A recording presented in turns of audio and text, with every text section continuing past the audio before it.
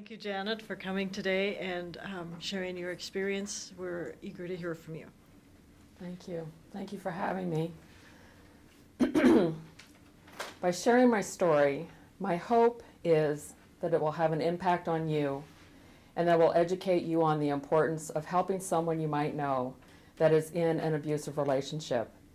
Whether it's verbal, mental, physical, or sexual, abuse is abuse. It's wrong and it can't be tolerated. Domestic violence is the willful intimidation, physical assault, battery, sexual assault, and or other abusive behavior against an intimate partner. It is an epidemic affecting individuals in every community, regardless of age, economic status, race, religion, nationality, or educational background. Researchers estimate that 1/3 of abused and neglected children will grow up to abuse their own children when they become parents. My older sister and I were adopted and grew up where healthy intimacy was rarely expressed. Communication was used as a form of control, and rules were more important than relationships. As the daughter of a prominent Catholic military officer, there were certain behaviors we were taught. We were to be seen and not heard. We keep secrets. We don't ask for help. And we are to do what we are told without questions. The everyday berating, belittling, and battering taught me that I was no good, unloved, and unwanted. I felt unworthy, unattractive, and uneducated. Self-confidence and self-esteem were non-existent. When my sister went into college, I was left behind with two people I despised and became increasingly angry and bitter. My hate escalated, which brought me to the plan of running away with just the clothes on my back. So on my 18th birthday, I left. I was a junior in high school, slept in a car, took baths and watched in a gas station, had no money and no home, but I was convinced my life would be the life I had dreamed of. Little did I know that those times my boyfriend would slap me, push me, or yell at me, it was just the beginning of more abuse. But his abuse was different because he would love me afterwards. Hugs, kisses, I'm sorry, I won't do it again, all those things I needed to hear to keep me there. I was continually told that I deserved what was coming at me. I asked myself so many times, why would someone who loved me lie to me? A month after graduating from high school, we were married and had our first son a short time later. The control of where I went, who I saw, what I did, along with the slaps, pushing, and shoving became worse. But there was always an apology. I justified staying by convincing myself this was better than living at home. My husband began to train our son to be a chip off the old block, a mirror image of him, and would teach him how to treat others and ultimately hate me for life.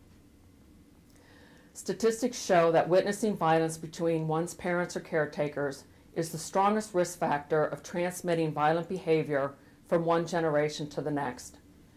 Boys who witness domestic violence are twice as likely to abuse their own partners and children when they become parents and adults.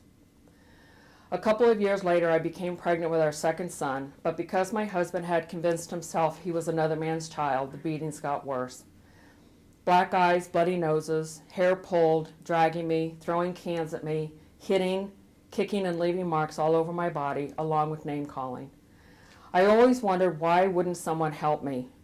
Back then, there were no crisis centers, no hotlines, and no support. But the facts show that most of domestic violence is never even reported to police.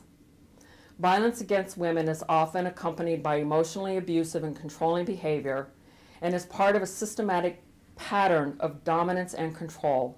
It results in physical injury, psychological trauma, and sometimes death.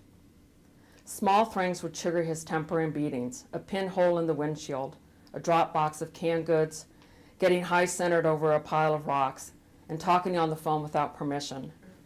I would be rocking my second son in the middle of the night, and he would sneak around the chair, put a rifle to my head, and tease me that he would kill us both if my son cried. I lived in constant fear, 24/7, 365. After 6 long years of beatings and sexual assaults, I began to devise a plan on how to get out. I wrote a lengthy note begging him to get help, that the way we were living wasn't right. We desperately needed counseling. A couple of days after he moved out, he showed up at the house with a pistol, dragged me to the bedroom, sat in front of the door, pointed the gun, and said if the phone rang, I was a dead person. As we sat there for 12 hours, he kept telling me it was all my fault, and I was the one that needed help. Little did I know just how right he was. He finally agreed to leave. With my fears so intense, I decided to run and hide. I told my neighbors what had happened and that I was going to a friend's house. Around 2 a.m., a police officer came and told me there had been an accident. He took me to the hospital where my husband lay with a rifle wound to the head. I was told later that he had awakened the boys to say goodbye, laid his head on the .22, and shot himself.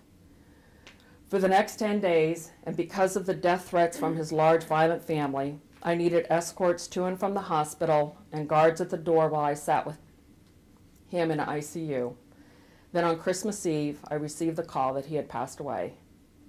With no support emotionally or physically, I sat alone at the funeral, was knocked down by his family at the cemetery, and was told to stay away from the gatherings after. I went home without my boys to grieve alone. The pain was pain like I had never felt before. I was once again abandoned, unloved, and unwanted. But at the same time, I was free. For the first time in 23 years, I was free. Free to come and go and do as I wanted. For the next several years, I hid my sorrow and anger in men, alcohol, and drugs. I met and married my second husband and had my third son in the midst of a chaotic, dysfunctional, alcohol and drug-induced life where I found myself becoming the abuser. One day I realized I was on a downhill spiral, out of control, and that I had been looking for love in all the wrong places. I once again begged for counseling, and even though I knew my husband needed it, I was the one that went for help. For the next couple of years, I saw a therapist and began to understand I was in denial of so many things and had been living in a fog for most of my life. I knew I wasn't in a healthy relationship and gave my husband an ultimatum to get help with his addictive and abusive behavior, or he had to leave. Fortunately, he left without incident. My third and current husband of 29 years is a happy marriage, but not one without its share of ups and downs. My 44-year-old son still blames me for the death of his dad and for the life he's chosen to live. My second son loves me for who I am today, and my third son has taught me unconditional love. I have 14 grandchildren, of which only 4 have been allowed to call me grandma. I happen to be one of the fortunate ones that has been able to come out of my tragedy to share my story. I'm still a work in progress and still encounter people who try to control me. I've been able to recognize this behavior and end those relationships. The consequences of domestic violence can cross generations and truly last a lifetime. It's time to come out of the closet. And if my story has touched you in any way, please be proactive. If you know someone in an abusive relationship, talk to them. Let them know you care and there's help. If you are hearing this and are in an abusive relationship, know that there's hope and a light at the end of the tunnel. It starts with you.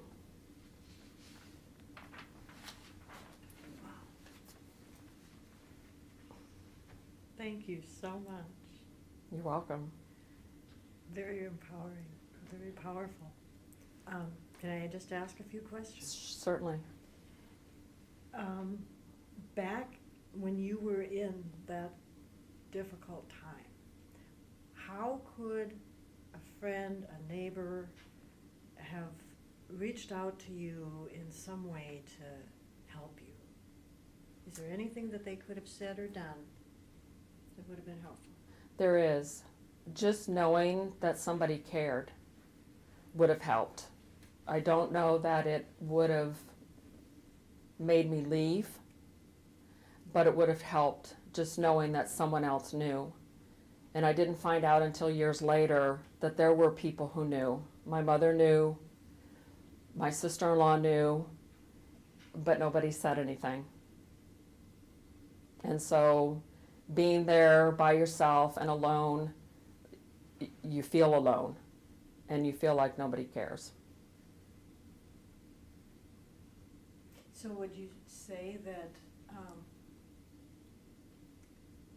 that you were stigmatized, treated or perceived in some way that was harmful or hurtful to you? From my experience, I think that I have realized that the stigma is we probably deserve to be hit. We probably deserve to be slapped around and yelled at and berated and belittled. I think that most of us who are in those situations, we don't just lay down flat like a rug and let someone do that to us. We fight back.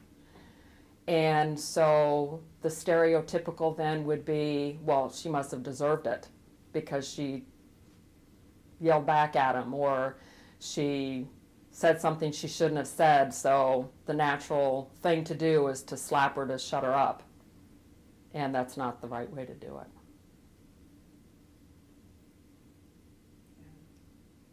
Was there any time during any of these situations where you had to go to the hospital or see a nurse or a doctor at all for injuries or even coincidental to that? Well, back in the 60s and 70s, the early 70s when this happened, yes, there were times that I did go to my family doctor, and he dismissed it as being, oh, you're just nervous, and he would give me some nerve pills and tell me to go home. And even though I would have the bruises and the black eyes and the bloody noses, and you could clearly tell physically something was not right, it's just something that wasn't talked about. You didn't talk about it back then. And when he was in the hospital with the gunshot wound, the medical profession obviously knew that something was not right, because someone just doesn't go commit suicide for no reason. But there was no advocate, there was no support, there was no one to talk to. I requested the guards at the door because of his violent family, and so I think that, you know, a lot of things were not taken care of through the medical profession that should have been. But again, at the time, there was nothing out there. So really, you were victimized in many ways, not only by intimate partner, but by society and culture and even the time, the era. Yes. If it were to happen today, in 2014 and 15, hopefully there would be different responses? I would hope so. I would hope that there would be those people out there who are educated in how to just talk to the victim, whether it is a man or a woman. It doesn't stay just within the female domain. It's both sexes that have this problem, and education for the perpetrator as well. There's a reason that perpetrator is doing what he's doing, or she is doing. And just from going over and reading my story over and over and over again, I've realized that where I came from had a lot to do with why I was living the way I was living. And I know that is true today. So there's a lot of big need out there for help within the medical profession. You said today, hopefully, people would know how to talk to people who are surviving violence, people who are perpetrating violence. And that's exactly what we're trying to get at and explore more of in our course. What are some things you could suggest that a nurse or a friend could say to kind of break the ice and get through to offer help and hope? I think just letting the victim know that there is help. Sometimes people think they have to be the therapist, and they don't have to be the therapist. They don't have to be the counselor. They just need to be the encourager and say, we believe you. We believe what you are telling us. All too many times I think we are not believed, that we're lying, that we've made it up. And I've even said to myself, when I read this, it's like another person is living this life. Another person has lived this life. This was not me. And so we sort of get into our own mind that, well, maybe it's not that bad. But it is that bad. And we just need people to tell us there's hope, it's okay, I'm here, and there is help.